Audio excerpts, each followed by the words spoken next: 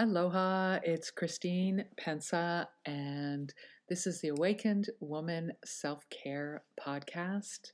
Welcome. And today I'm going to talk about creatorship and why it's so important to give our energy to the creations right now that are amplifying and complementing our growth, expansion, and joy in this now moment.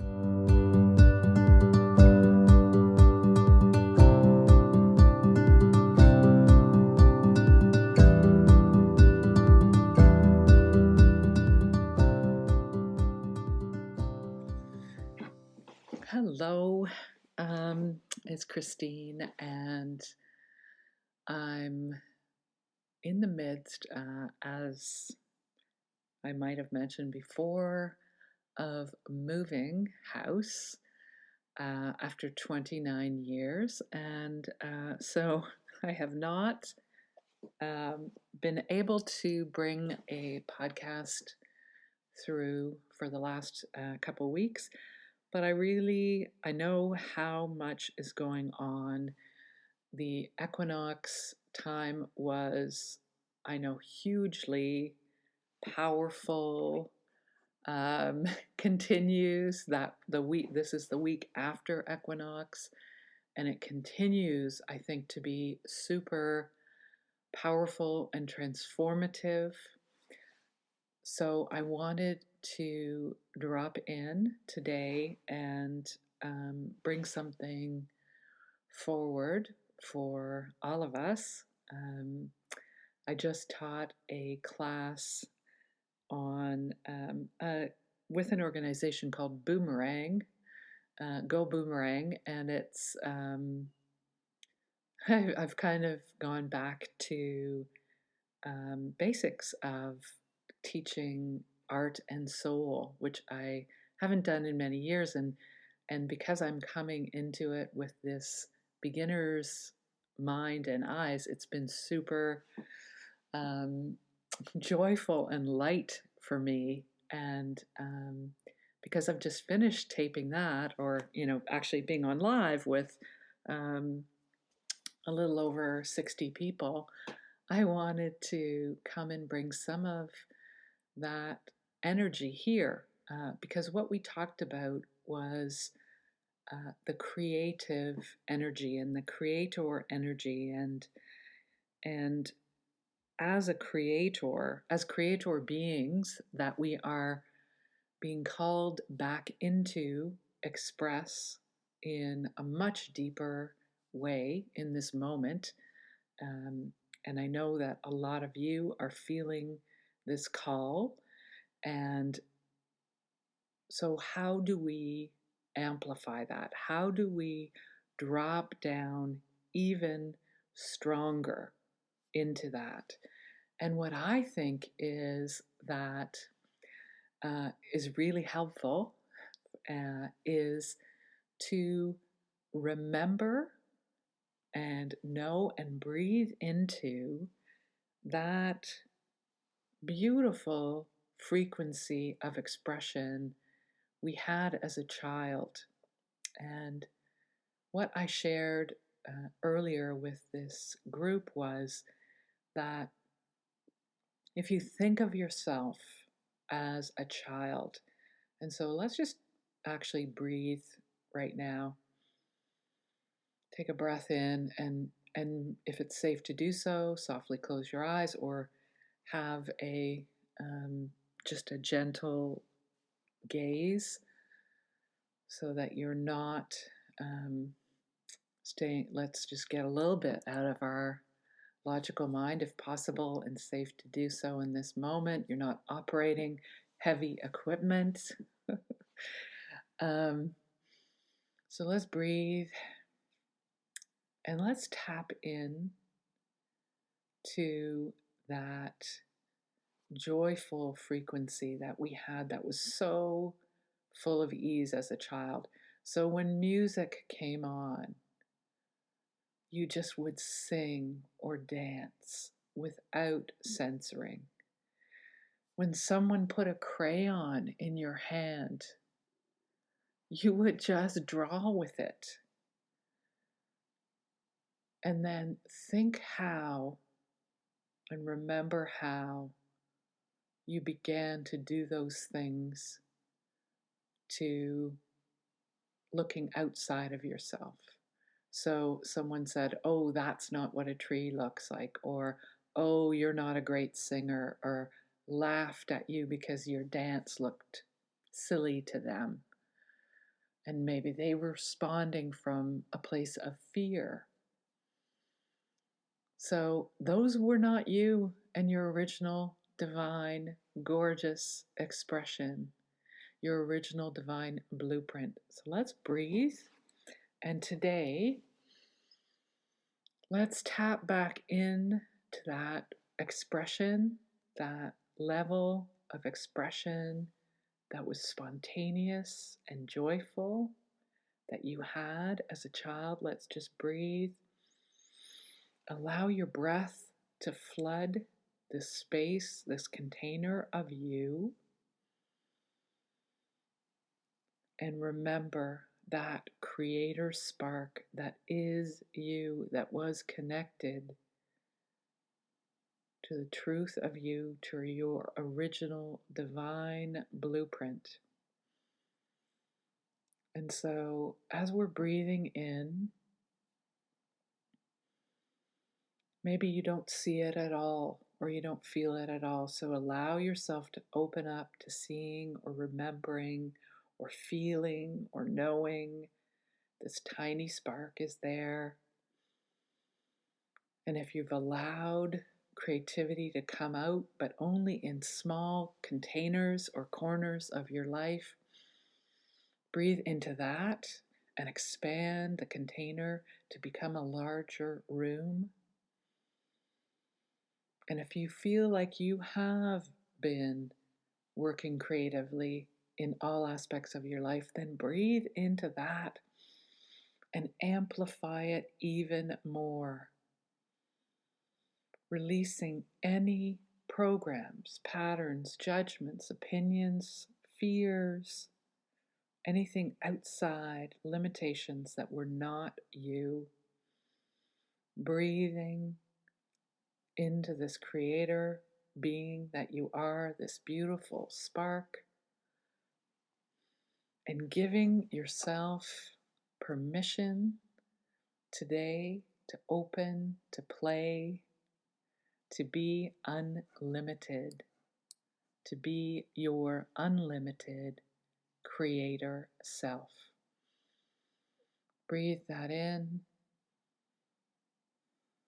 And I always see this when I've dropped into my heart. I always see that kind of wall that we've put up between our left and right hemispheres of our brain, dissolving and allowing both to be open and amplify and be engaged by this heart frequency. So breathe in, dissolving the walls, dissolving all the places where you've not allowed yourself to open and play.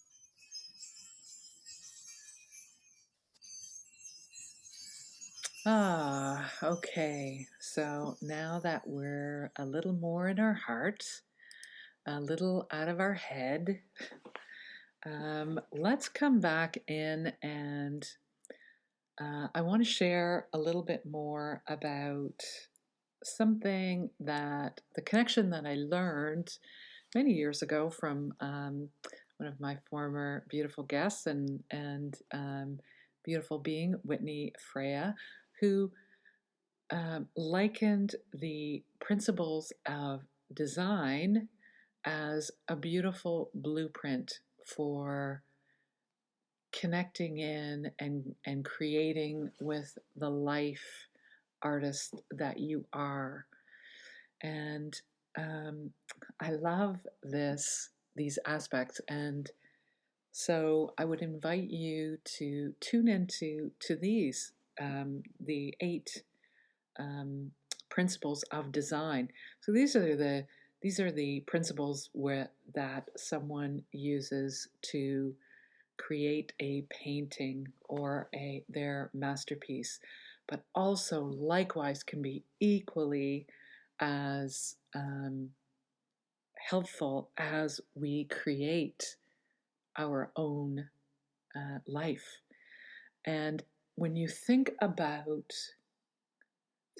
when you look at a painting, like something iconic that you just love, or you look at, well, you know what? Look at anywhere in nature when it's in its pure presence. What we are creating is really that same thing that we're seeing nature does so beautifully and seamlessly. So let's go even back away from the painting metaphor and go back into how Gaia paints,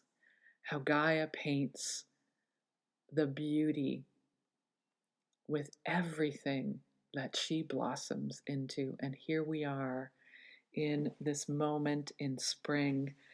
And, you know, I keep getting and I know it seems like very simple, but yeah, we are the flow, we are the flowering of our own life. So, you know, there's a lot of talk on all sides, and I'm not going to go down that rabbit hole about the flower of life. But what I've heard, especially in this equinox time, is that, of course, we have our own sacred geometry as our own flower of life. And that comes from a very simple shape frequency. And I feel like for me, what I hear is that's my pure presence. There's no distortion there.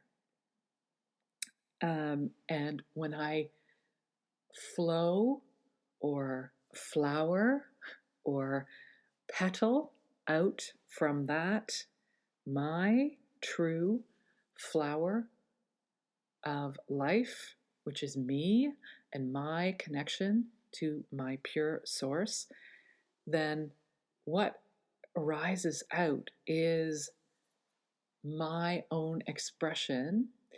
And you know, what I saw was sometimes it gets off kilter and out of whack, but in those moments, the invitation is, as this life artist, is to come back into that pure presence of love, of pure source, of my own creator self, my original divine blueprint, and allow myself to kind of recalibrate and then carry on blossoming from there. And as I blossom or petal or flower out, it's my expression beyond the distortion.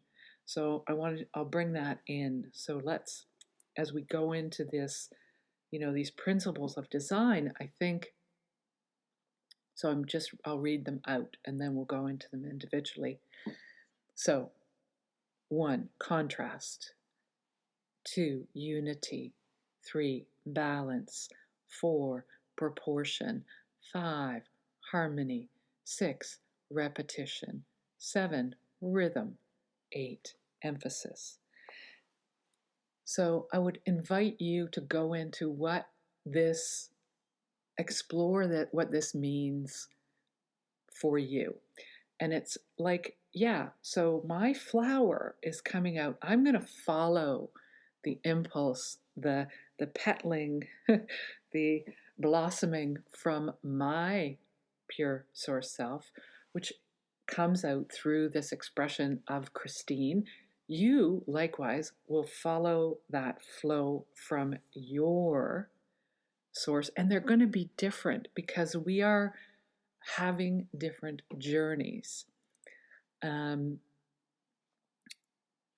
so, as we're expressing in this time, and we are calling in and we're moving through this time where we're calling in this new consciousness, we're moving into new ways of being, we need really to amplify this creator being. And, I often say we have, and I said again to this class this morning, we have this idea that, quote, art and creativity are in the same bundle.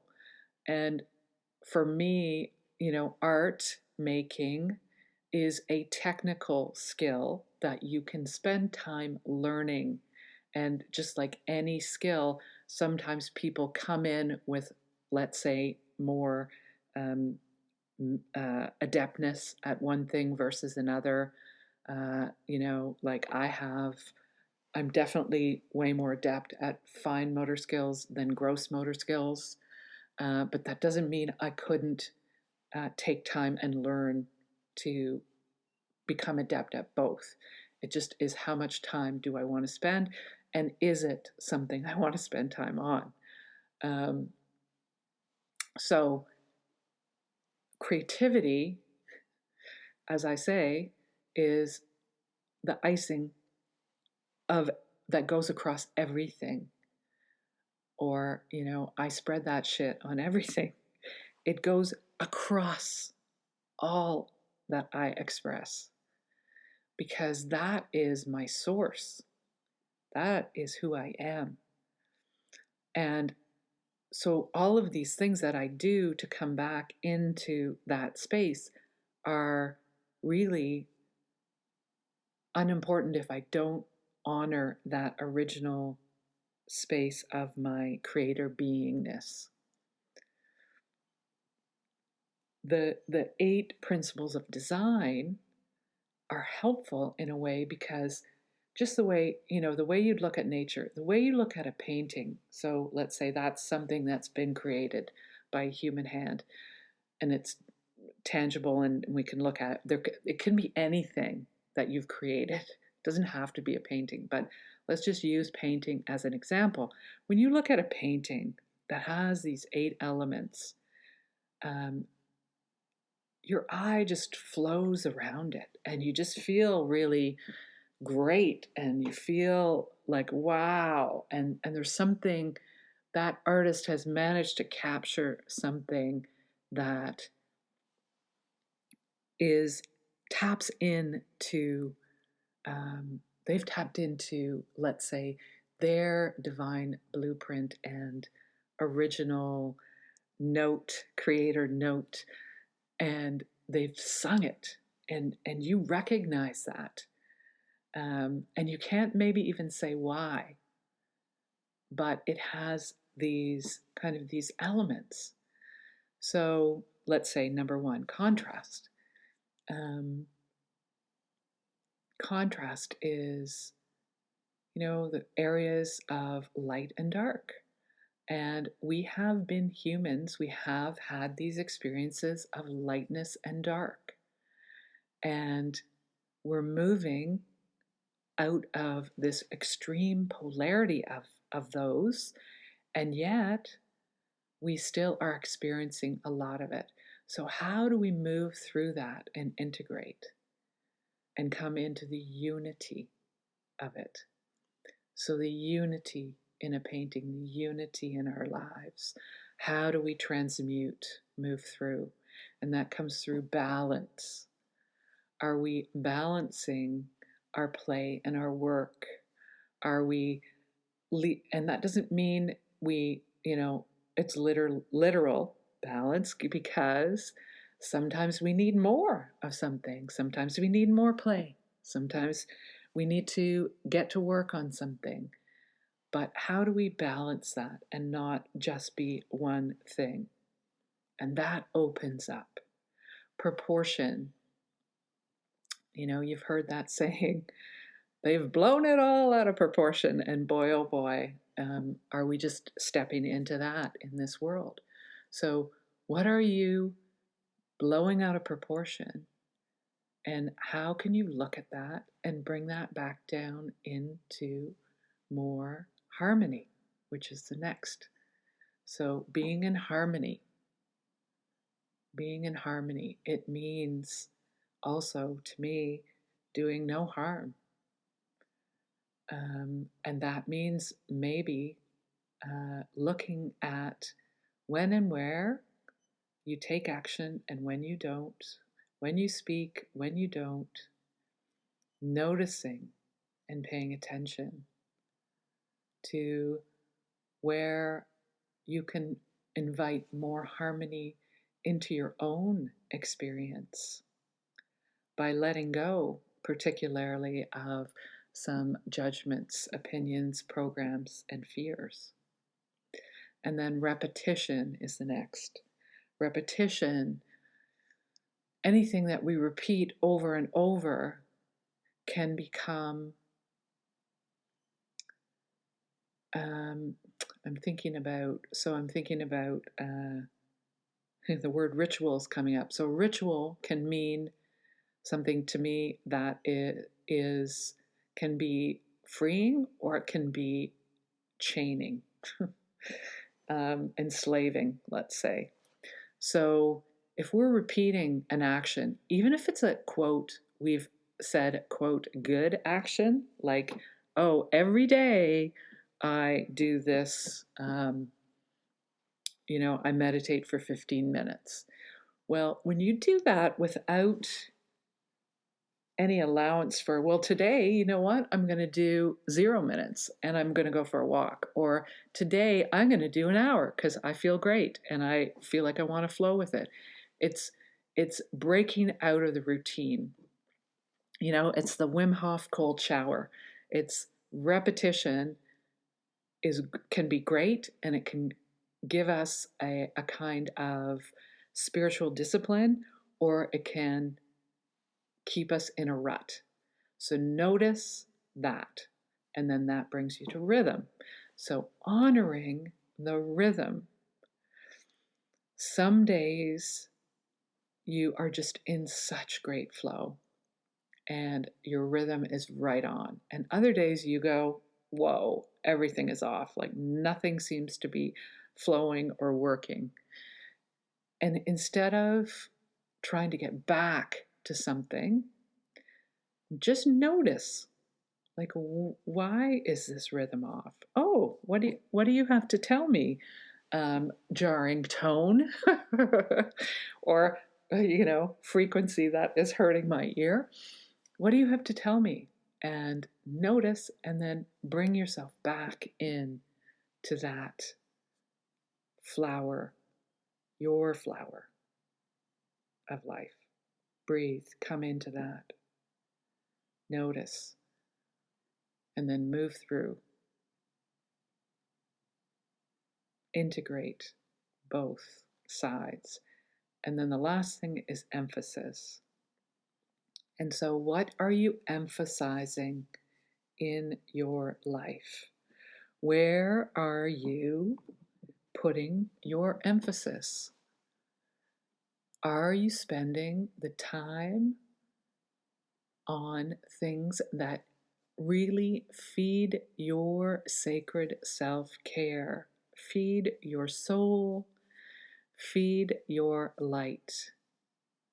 Or are you emphasizing caring for others, or putting yourself outside of your own knowing, your own self?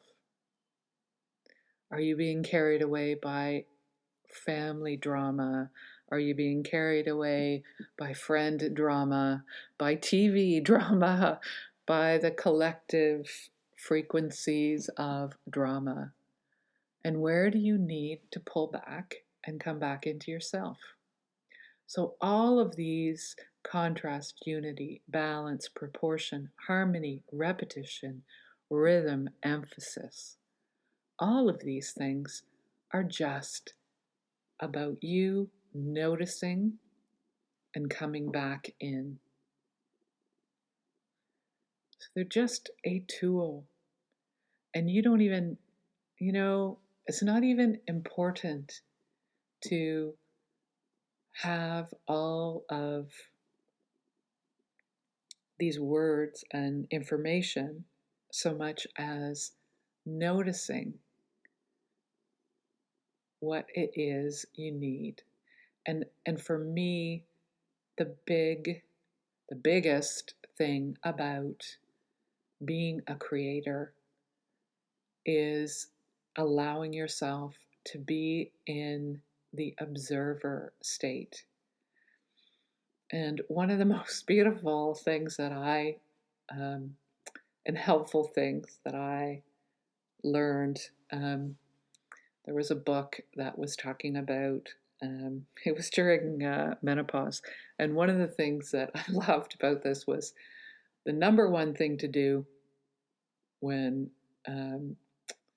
presented with any kind of a situation or a feeling or physical sensation was stop, breathe, and observe before you felt you had to do something or react. And so I think that these, this idea of these principles of design help you because they help you notice, where am I moving into reaction before I've checked in with my own pure heart? And how can I make that, as a creator being, how can I make that have this more playful energy as we breathed into at the beginning of this podcast? How does this energy of playfulness come into my space today and show me more of this beautiful flower, petler, blossomer of life that I am. Thank you for being here, and thank you for flowering and blossoming in each moment of your life. I love you. As always, thank you for listening to the podcast. I'm Christine Pensa, and I have moved the podcast to my own website just for ease of for the next little while, but you can still get all of the episodes, 125 episodes now there. So please follow the links in all of the show notes, and also on Instagram and Facebook to a lesser extent. I'm more active on Instagram, but would love to continue to connect with you. I appreciate you sharing this podcast with anyone rather, that you think might benefit from this sacred self-care. Thank you for being here.